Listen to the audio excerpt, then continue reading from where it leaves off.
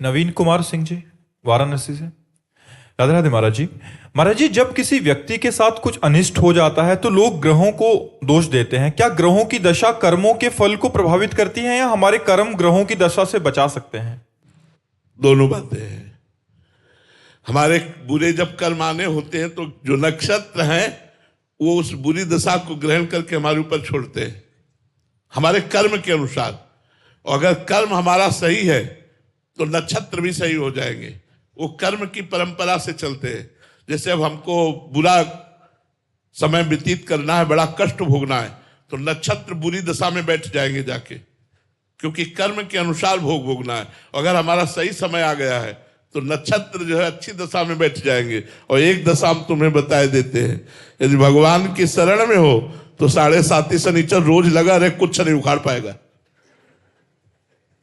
भगवान की यदि शरण में हो तो ये बुरी से बुरी दशा में बैठ जाए, कुछ नहीं बिगाड़ सकते। शनि ग्रह से बहुत डर लगता है। जानकी नाथ सहाय करे तो कौन बिगाड़ सके न तेरो, शुक्र शनिचर राव के तो सब क्षण में हुई है तेरे चेरो।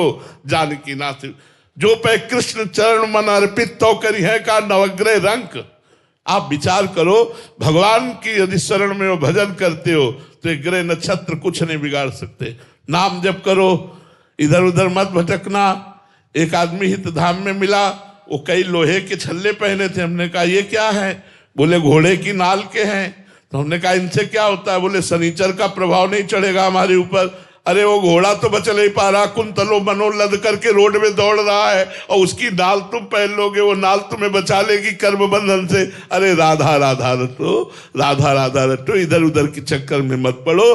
भगवान की शरण में होकर अच्छे आचरण करो। जो ग्रहण है, जो नक्षत्र है, जो जितने भी, ये सब अनुकूल हो जाएंगे।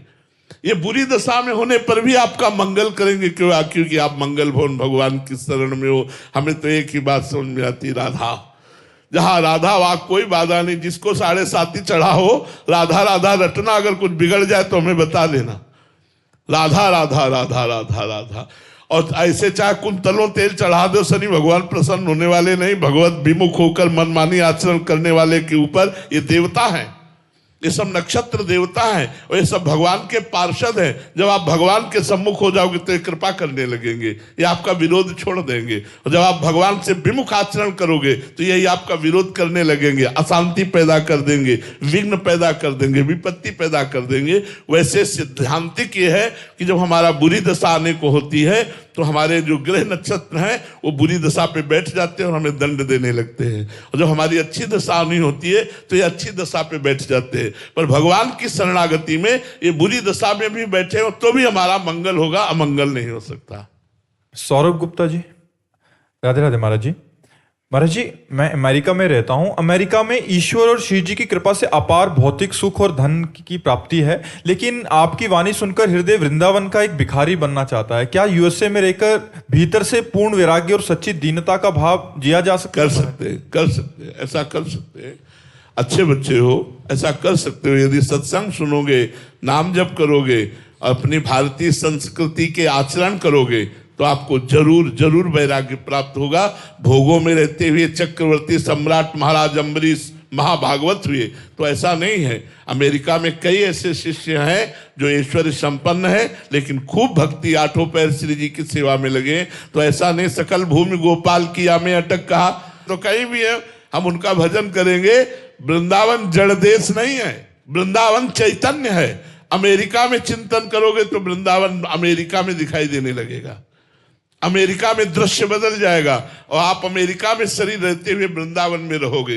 वृंदावन का चिंतन बन जाएगा। नाम जप करो, सत्संग सुनो और भारतीय पद्धति का पालन करो।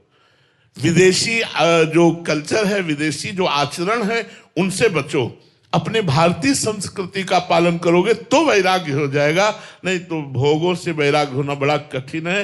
भोग सामग्री पास हो, भोगने की इच्छा ना हो, इसी का नाम वैराग्य है। ये भगवत कृपा से होता है। खूब नाम जप करो, सत्संग सुनते रहो, कहीं भी रहो, भगवान की कृपा में रहोगे।